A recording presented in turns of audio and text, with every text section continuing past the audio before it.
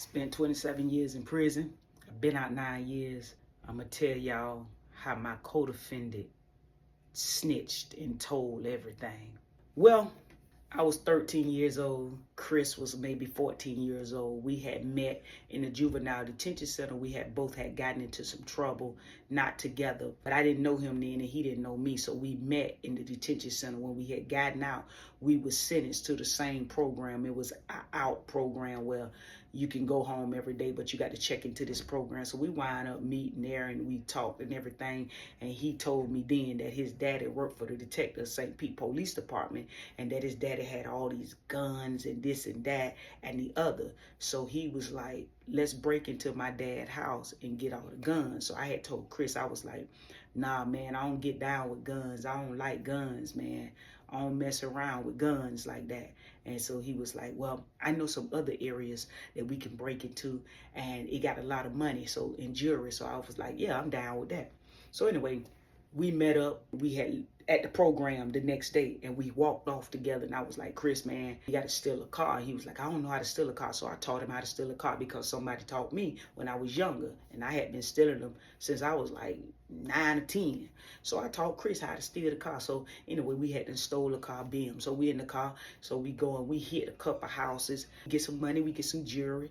BM, he go home, I go home. So we continue to do this for a minute. So every day we just meeting up together, like Monday through Fridays when we supposed to be at the program. We'll go to the program. Once we leave the program, Chris and I, we hook up together and we go somewhere and we'll steal a car. And we'll break into all these houses. I mean, like we was breaking in like 4 or 5 houses every day, just getting money, just getting jewelry. And we had did this. We continue to do this for years and years and years. And, you know, like I said, I was around about 13 or 14. So it was at the age of 16 when I really did go to prison. Now, I had been in trouble a couple times since then, but it was at the age of 16 that I really ran up the road and went to prison. So anyway, Chris and I, one day we was in a police chase and I told Chris, I say, Chris, man, you know, the police had the road blocked off and everything. I was like, Chris, man, I ain't going to jail. I ain't going to jail. And he was like, how we going to get through the chase? I said, I'm going to just keep going. Here's what it is. I'm going to keep going. I'm just going to keep driving. I'm just not going to stop. So the police had the road blocked off and everything. And it was police cars like going across like this right here, horizontal and everything. So I said, man, and they was like, you know, they was telling us, freeze, freeze, get out of the car, freeze. And they was on the intercom on that little bullhorn and everything. And I was like, man, I ain't feeling that. So I found me a little out on the corner. So I started driving and I went to the corner a little bit and I went through the pass. I went straight past the little police block. I'm driving and everything and I'm speeding. So the police is jumping their car and they chasing Chris. And so I wind up. We was on a high-speed chase and I was dipping, man. You know what I'm saying? I was gone. I was hitting it. So they behind me, you hear the sirens. And, man, they clearing the road because, man, listen, while the road was clearing for them, you know, it was kind of clearing for us, too, because everybody hear the sirens, so all the cars moving over, which giving us access to the highway. So I'm hitting it. So, anyway, I come off the exit.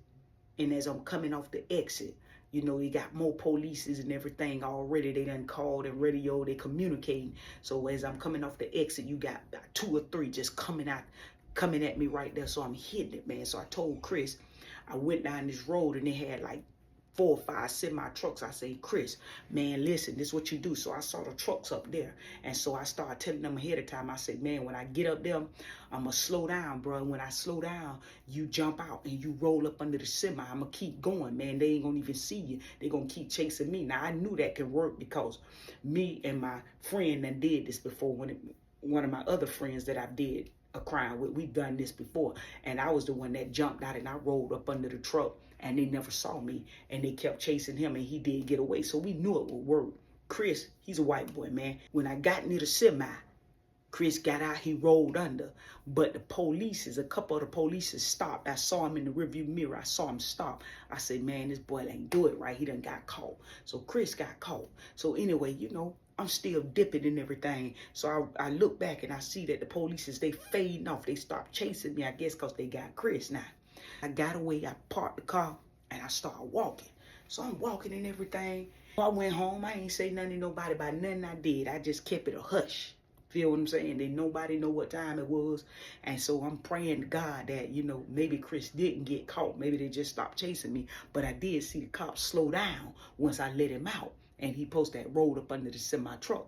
I went to the program that next day, right? So I was like, where Chris at? And they was like, oh man, that boy in JDC. I say, for what? They was like, hey, yeah, they say he was in a police chase or something, and he had jumped out or something like that, that he was in there with somebody else, some other boy. And I was like, oh man, I'm sorry to hear that. Now, mind you, you know what I'm saying? I had a real long hand. I used to wear my hand like 5 braids, like Snoop Dogg, going all the way back. But anytime I did a crime, I would like tie a little do-rag and tie my hair up like a boy and put a hat on. So for a long time, the police thought they was looking for a little boy. Now, this is the description they gave. A little black boy and a little white boy. That's what they said. And, you know, even like that day, later on that day, when I was even talking to his counselor, I had asked his counselor, you know, just fishing around a little bit to see if Chris said anything.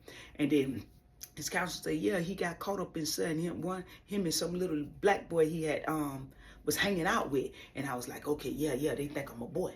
So anyway, you know, because the police thought I was a little boy too. But anyway, so this the thing. So a couple days later, you know, I'm at the program and everything, and the police has come up there. So they walking around and everything, and they looking at everybody. So, you know, they looking at everybody. So this time I don't have the hat on. You know, I only did that, put the hat on and do-rag when I'm doing the crime, so people could think I was a boy. But I had my hair down, and I happened to have the braids. I done had it in a ponytail going back. So I'm standing there, so they look right past me. They, you know, they ain't say nothing. So anyway, they left and everything. So bam, you know, I felt like I was in the clear. So one of these days, I'm just walking and going on about my business and minding my business and everything. And, you know, I was like, man, I'm finna go hit me a couple houses, you feel what I'm saying, and get me some money and jewelry. So I had went, and I was walking to this parking lot. And as I was walking to the parking lot, you know, I had tied my little do-rag on, put the hat on and everything. So when I did that, you know, I saw one of the Gulfport polices, because Gulfport polices, they be on it. If you don't stay over there, you better not come over there, because they gonna arrest you. So I saw one of them Gulfport polices pass by, and he looked at me, and I said, nah, let me not go to Gulfport. You know what I'm saying? So it seemed like, you know, I got a little paranoid. I felt like all the polices was watching me that day, so I just went home, and I didn't do nothing. So the next day, when I went back to the program, because I have to check in, we have to check in every day, Monday through Friday, and I was checking in faithfully. So I went back to the program, and you know, my counselor asked me, she was like, where was you on such and such day? You know, and she was talking about the day that Chris got caught. I was like, I was home. She was like, nah, I already talked to your people, and they said that you wasn't there that day, that you didn't come on till late that night. And I was like, man, nah, man, I was home. I don't know what you're talking about. But anyway, she said, somebody want to talk to you. Somebody need to talk to you. And I was like, okay. So I'm sitting in the office. So, you know, I don't know what time it is. You know what I'm saying? So anyway, man, 2 polices walk in. And they was like, your name, da-da-da-da. And I was like, yeah, because I'm sitting right there in front of my counselor. They said, you're going to have to come with us. And I was like, come with y'all? For what, man? They took me down to the police station. They say, yeah, man, you know, they had all this stuff laid out. They was like, you know Chris? And I was like, nah, man, I only know him for the program. It was like, yeah, well, he admitted to this, and he said y'all did this, that, and the other. But you know what? They couldn't even stick me, because in the reports, the people said it was a boy. And by the grace of God, that time, that moment right there, I got let go. And for some reason, so did Chris. What y'all think? Tell me in the comments, because I never understood that you really couldn't prove it was me. Chris said it was me. Chris admitted to it, but you let him go, because he was back at the program the next day. Tell me what y'all think in the comments, man. Chris told it all.